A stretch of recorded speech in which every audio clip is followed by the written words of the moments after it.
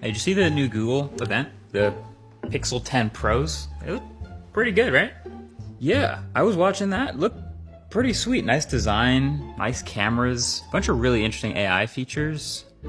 I'm a fan. So you finally gonna get one? Eh, probably not.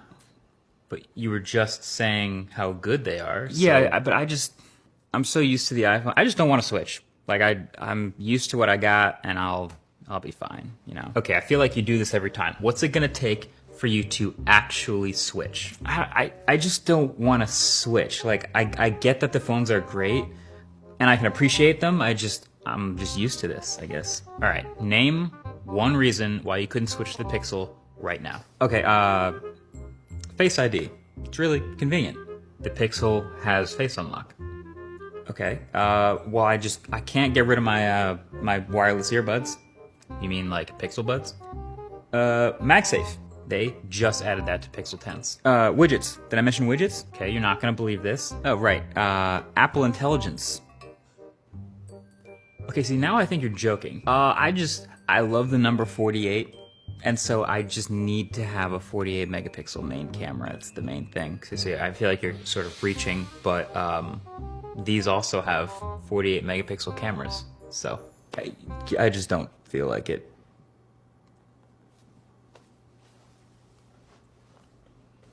It's valid.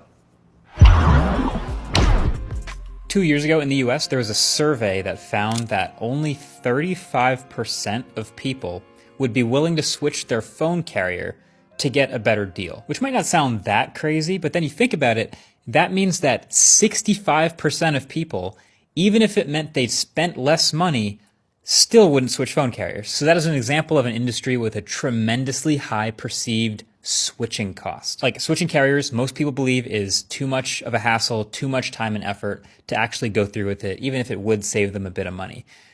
And so that allows carriers to get away with a little bit more because people are just not willing to switch. So anyway, the reason I bring up switching cost is I was watching this Google event this week, this spectacle of an event. And, you know, besides it being a little cringy and clearly not designed to speak to me at all, I do think it was really interesting how much they directly addressed switching.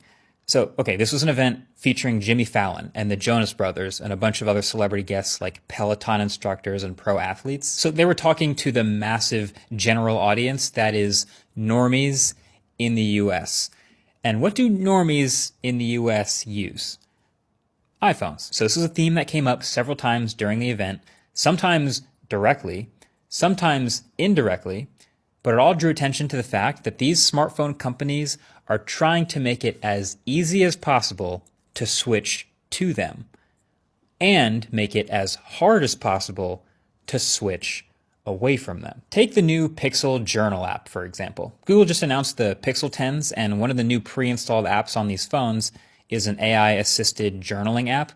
To a lot of people, this looks like a basic copycat of that iPhone journal app that they just announced 2 years ago. And I wouldn't blame you for thinking that, but the other real motivation behind making an app like this is switching costs. See, Apple's going to make a journal app, and they're hoping it's good enough that people start to use it, and a lot of people really like it, and some fraction of people love it so much that they would actually refuse to use a different phone. They would refuse to switch from an iPhone if they couldn't get that anywhere else. So when Google comes along and makes their journaling app for the Pixel, they're very directly offering an equivalent experience on the other side of the fence. So now someone who really likes journaling no longer has a reason why they couldn't switch. It turns out a very direct response to your competitor adding a feature or something that potentially creates some extra lock-in is to just do the same thing on your side of the fence in your own system. And the more of this event that you watch with this in mind, the more of it you very clearly see. Like you can think of Pixel Snap the same way, which is them adding these Qi 2 wireless chargers and magnets into the back of all their Pixel 10 phones. And I always thought that this would be in more phones. Like I always was shocked that there weren't more phones with Qi 2, especially because when you listen to iPhone people talk about MagSafe, they love it. Like people almost refuse to buy phones that don't have MagSafe now.